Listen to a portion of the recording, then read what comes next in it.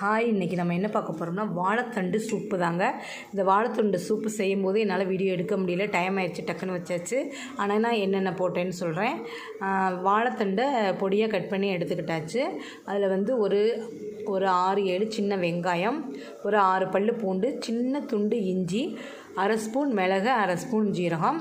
இதை நம்ம குக்கரில் போட்டு ஒரு 2 விசில் வேக வச்சுக்கணும், தண்ணி ஊற்றி. அப்புறம் நம்ம வெந்ததுக்கப்புறம் ஆறுனதுக்கப்புறம் மிக்சியில் அதை வடிகட்டி மிக்சியில் போட்டுக்கணும். தண்ணியை வடிகட்டி எடுத்துக்கிட்டு அந்த வெங்காயம், பூண்டு, வாழைத்தண்டு எல்லாம் போட்டாலும் அதை வந்து நல்லா மிக்சியில் போட்டு நைஸாக அரைச்சி எடுத்துக்கணும். அரைச்சி எடுத்து அதை வடிகட்டிக்கணும், நல்லா பிழிஞ்சிக்கணும். சாறை பிழிஞ்சிட்டு இந்த தண்ணியோடு ஒன்றா கலந்துட்டு ஒரு கடாயில் வந்து ஒரு 2 ஸ்பூன் அளவு தேங்காய் எண்ணெய் ஊற்றி, தேங்காய் எண்ணெய் சூடானதுக்கப்புறம் பொடியாக கட் பண்ண வெங்காயம் கொஞ்சோண்டு போட்டு நல்லா வதக்கிட்டு அப்புறம் இதை ஊற்றிக்கணும்.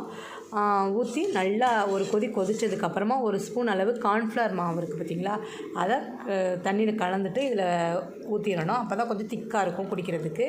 அதனால் 1 ஸ்பூன் கார்ன்ஃப்ளவர் மாவை தண்ணியில் கலந்துட்டு ஊற்றிடணும்.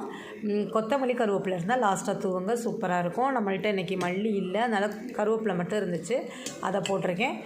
லாஸ்ட்டாக வந்து பெப்பர் பொடி கொஞ்சம் போட்டு குடிக்கும்போது சூடாக குடிங்க. சூப்பரான சத்தான வாழைத்தண்டு சூப்புங்க.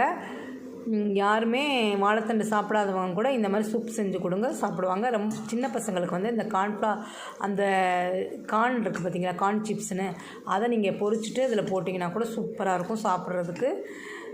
சத்தான வாழைத்தண்டு சூப்புங்க. நீங்களும் உங்கள் வீட்டில் ட்ரை பண்ணி பாருங்கள். இன்னொரு தடவை நான் அந்த வீடியோ சூப் செய்யும் போதே எடுத்து போடுறேன். இப்போ வந்து எப்படி செஞ்சேங்கிறத இந்த வீடியோ போட்டிருக்கேன், பார்த்துட்டு நீங்களும் செஞ்சுட்டு எப்படி இருக்குன்னு எனக்கு கமெண்ட் பண்ணுங்கள். Thank you friends.